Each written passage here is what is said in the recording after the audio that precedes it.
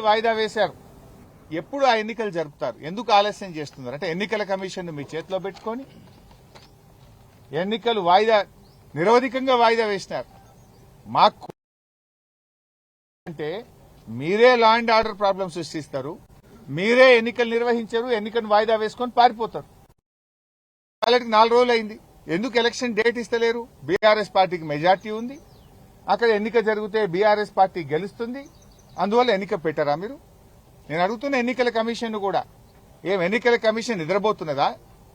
జనగామలో polling బూత్లో మా వాళ్ళని బెదిరిస్తారు, మెదక్లో పోలింగ్ బూత్లో ఎమ్మెల్యే లోపలికి వచ్చి బయటకు వచ్చినాక నిన్ను చంపేస్తా అని బెదిరిస్తాడు. అంతేకాదు ఎన్నిక జరుగుతుంటే మా కౌన్సిలర్ అభ్యర్థి చెయ్యెత్తితే కాంగ్రెస్ గుండాలు చెయ్యిని బట్టి కిందికి లాగుతారు. కేతన్పల్లిలో కాంగ్రెస్ పార్టీ నాయకులు మా కౌన్సిలర్లకు బ్లాంక్ చెక్కులు పంచుతుంటారు. మీటింగ్ హాల్లోనే బ్లాంక్ చెక్కులు పంచారు. ఇవన్నీ ఎన్నికల కమిషన్ కనబడతలేవా?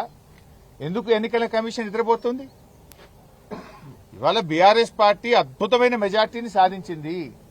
ఒక ప్రతిపక్ష పార్టీ స్థానిక సంస్థల ఎన్నికల్లో దాదాపు 800 కౌన్సిలర్లు గెలవడం, దాదాపు 20 చైర్మన్లు, మేము నేరుగా మెజార్టీ వచ్చినాయి. మాకు గెలవడం అంటేనే ఇవాళ అద్భుతమైన మా పర్ఫార్మెన్స్ ఉన్నట్టు. మేము ఆనాడు బీఆర్ఎస్ అధికారంలో ఉన్నప్పుడు కాంగ్రెస్ ఎన్ని గెలిచింది? పట్టుమని 4 కూడా గెలవలే. మీరు 4 కూడా గెలవలే. ఇవాళ జహీరాబాద్ లో మాణిక్యరావు గారిదే మెజార్టీ, మేమే ఎక్కువ కౌన్సిలర్లు గెలిచాం. మెదక్లో మేమే ఎక్కువ కౌన్సిలర్లు గెలిచాం. తొర్రూరులో మేమే ఎక్కువ కౌన్సిలర్లు గెలిచాం. జనగాంలో మేమే ఎక్కువ కౌన్సిలర్లు గెలిచాం. కేతన్పల్లిలో మేమే ఎక్కువ గెలిచాం. ఆమన్గల్లో మేమే ఎక్కువ గెలిచాం. ఇబ్రాహీంపట్నంలో మేమే ఎక్కువ గెలిచాం. కానీ మీరు అధికారాన్ని అడ్డం పెట్టుకొని పోలీసులను వాడుకొని భయభ్రాంతులకు గురి చేసి అక్రమంగా కొన్ని చైర్మన్లు దక్కించుకున్నారు. అక్రమంగా కొన్ని చైర్మన్లు దక్కించుకోవచ్చు. ప్రజా తీర్పు మాకున్నది.